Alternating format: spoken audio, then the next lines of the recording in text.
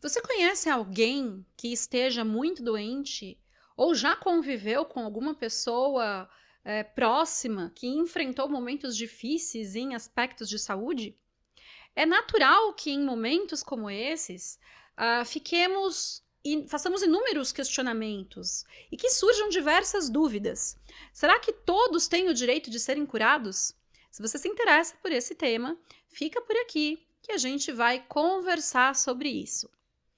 Olá, meus amigos, sejam bem-vindos mais uma vez ao nosso Direito Azul. Eu sou a Tamires e hoje vamos falar sobre o direito à cura.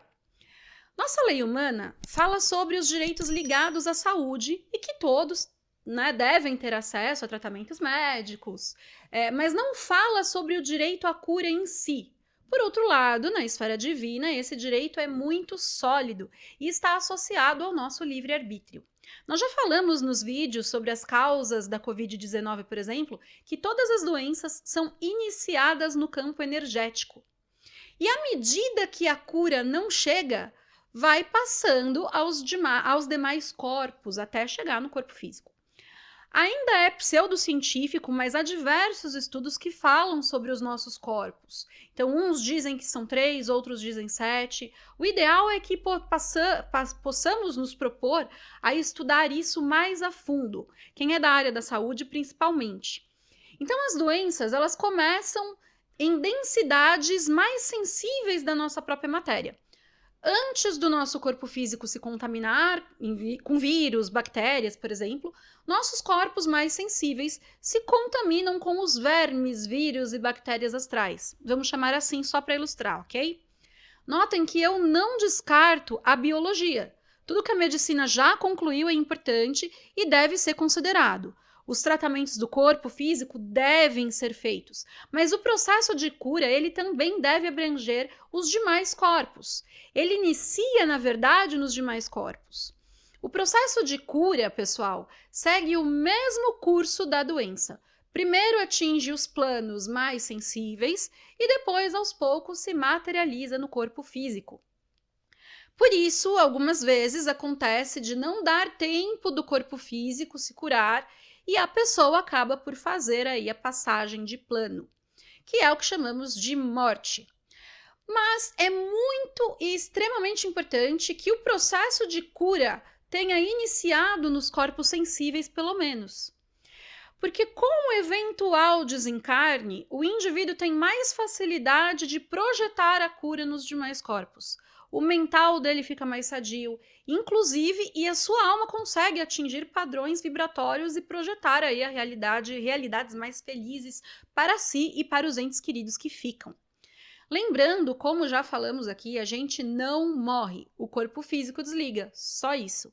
A ciência está quase consolidando esse entendimento, só não avançou mais por alguns empecilhos aí, como os dogmas religiosos, por exemplo. O que eu vou falar agora, gente, pode ser doloroso, mas é real. Muitas pessoas só alcançam a cura com a morte do corpo físico. E isso porque a ideia de alcançar cura também está muito ligado às dívidas kármicas que trazemos.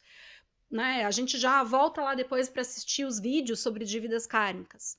Gente, as doenças, elas surgem por autocobranças, por autoflagelos. Se você estiver energeticamente saudável, pode estar no meio de uma pandemia que for, você não vai contrair a doença. Ah, mas como eu sei que eu tô saudável ou como eu sei que eu tô doente? Fator básico, né, gente? A alimentação. Não só a alimentação do corpo físico deve ser saudável, mas a alimentação dos demais corpos também. Então, por exemplo, que tipo de conteúdo você consome diariamente? Notícias, filmes, livros, sites, programas de TV?